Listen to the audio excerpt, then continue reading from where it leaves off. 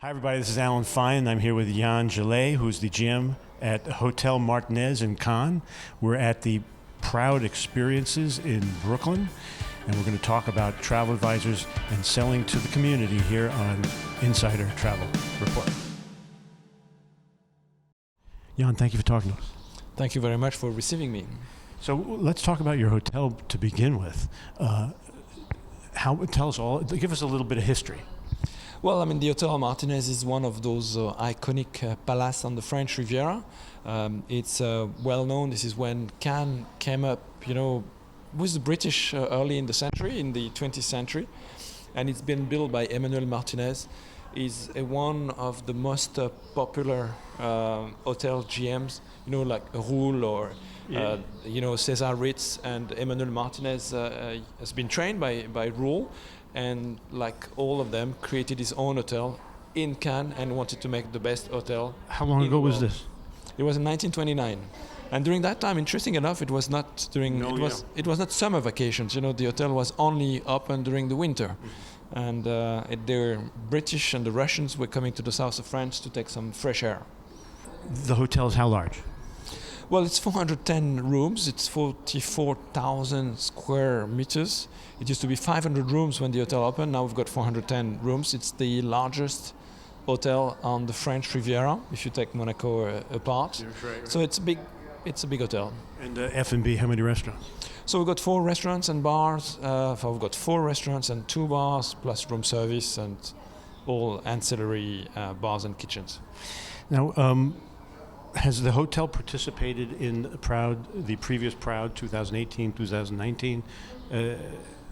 No, it's the first time we participate in Proud. We wanted to participate in 2020, yep. But then it's been postponed. But we have been active since 2020 in the Proud experience. Right. Belonging is so important to the community, and your hotel is very good at doing that. But what's the difference here? Well, first of all, I came in Hotel Martinez in 2019, and before that, I was in São Paulo, at the Grand Hyatt São Paulo, where we've been very active towards the community, and I think I brought to France the Brazilian touch, and the idea of belonging, the idea of being yourself. We were doing a lot towards the community in São Paulo, and we've introduced this culture in France, which was quite unusual. Cannes is being seen as quite rustic, a bit old-fashioned, and with the city of Cannes, we've started to initiate a kind of revolution, a movement to make Cannes one of the most like LGBTQ destinations on the Côte d'Azur. Before Nice, before Monaco, and that was our objective. We started really much with our people, Right. You mean your own employees? Our own employees, to make them be themselves, whether encouraging their differences. Yeah, and then how would you like to be treated? How would you like to be also yourself? Would you like to be, we started with the pronouns. How do you like to be called? How would you like to be aesthetically, features? If you're a man, you would like to do makeup. So those small things that we've encouraged, and it changed the full, the whole mentality of the hotel. We started by that in 2019. And then we also just wanted to be sure that the destination Cannes was attractive to the community. That was a question? It was a bit of a question with, I think. Because it was so old-fashioned? It was old-fashioned, retired people. But it still has its resort feel. It has its resort feels, but nothing was really done, about it. And it was also not very cultural in Cannes. Museum, historical, gastronomy, nothing was really happening. And since then, you can go to Cannes, and it's not only about a festive place, and it's also about culture. And I think this is something that is very attractive to the community. So in the beginning, did you actively seek the community, and then how would you market that? And did you market it, or was it just known? No, we didn't really seek. We just made it known through Proud, through to the travel agents that we are here. Oh, that's key. Yeah. To the ground handlers that we were keen, to receive and to how to say, to accompany the movement. So this is how we started, and just be loud and communicate, and also bringing influencers from the community to the hotel to talk about what we were doing. We started to change the systems. What Juven was talking about. Getting the right names. When you're a gay couple, you'll have Mr. and Mr. About the gown, that you get the right gown size, slippers, all these kind of details we started to introduce. And we also, like I said, educate our staff and people to be more welcoming, which was not really a problem, because with these new generations, it's very much part of their DNA already. So it was more about being loud, talking to travel agents, bringing the right influencers to say, well, come to Cannes, come and visit us. And that's what we've done since 2020. I would think that it's also, it's training, right? Training on for your staff, but then also just common sense listening, not assuming, and being open to whatever occurs. Is that all part of that?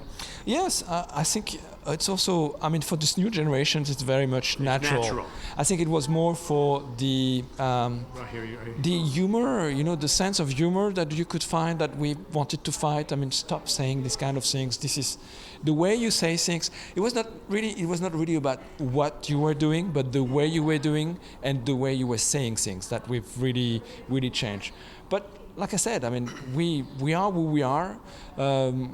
We wanted to really be natural and let the people to be themselves. We had also the strong support from our company, from Hyatt, and I'm very proud that Hyatt, has been supporter to these initiatives. We are proud. We are a proud company. We are supporters of the LGBTQIA tourism associations since 2018. So it's been quite easy for my company and for me to just follow the guidelines of my own company. We go out to over 100,000 travel advisors. Some are selling to the community. Some would like to. They're a little afraid. They don't know what they're getting into. What's your advice? Well, I think first they have to be also the way we are with our own people. They have to be very natural.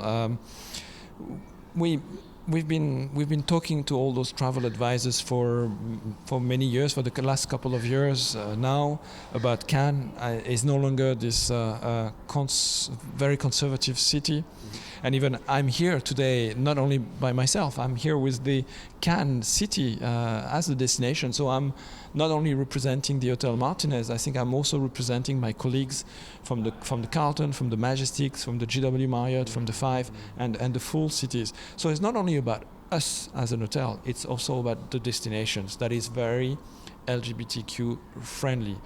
We have to tell them, that we've done our homework, we've done our works, our educations. We have trained our people, and it's not that much about training, because we've just been promoting who we are, and we are just human beings, and we are pleased, to receive, and wherever you come from, so whether you come from Middle East or from the US, or you are gay, lesbian, black, or from Saudi Arabia, you are who you are, and you are welcome in our destinations. We are very much an inclusive destinations here today in Cannes. As you said, you do your homework, and I think they have to do their homework. The more information they get on a client, and the more they relay to you, the better the experience you can give. Yeah, and they also have to tell us.